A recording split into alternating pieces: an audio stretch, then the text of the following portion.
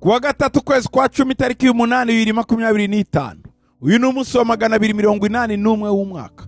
Muri kumwe na Apostle Dr. Paul Gitwaza. Isezerano ry'umunsi. Ubuzima bwo kurindagira no guhama hamwe burarangiye. Ugiye gufata undi murongo mushya. Amen. Gutega kwa kabiri ibice ni 2 ku murongo wa gatatu. Igihe mwazengurukiye uyu musozi kirahagije. Ni mucamuke mugende mwerekeje ikasikazi. Amen. Ubuzima bwo kurindagira uraha uri hariya guhama hamwe tutera intambwe.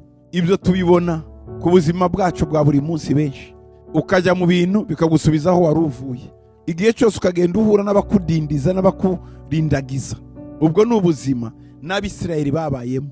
Batinze ahantu hamwe barindagira ku musozi umwe kandi bafite isezerano ryo gukomeza ngo baje mu gihugu cy'amasezerano. Kuri uwo musozi bawutindaho bararindagira babura imbere n'inyuma.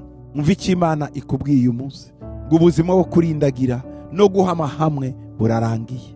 Ugiye gufata undi murongo mushya. Imana igukinguriye undi muryango utigeze ukingurirwa, amahirwe utigeze ugira. Irakubwiye ngo haguruka huri, byuka huri, kenyera, komeza, vaho hantu. Aho hantu urahatinze, aho hantu urahatinze, aho hantu urahatinze. Ubwo sibwo buzima Imana yakugeneye. Uwiteka Mana, ndagushima ko wageze n'igihe ubwira Abisirayeli ngo igihe mwazengurukiye uyu musozi kirahagije. Nimucamuke mugende mwerekeje ikasikazi. Mu izina ryawe Yesu, amen.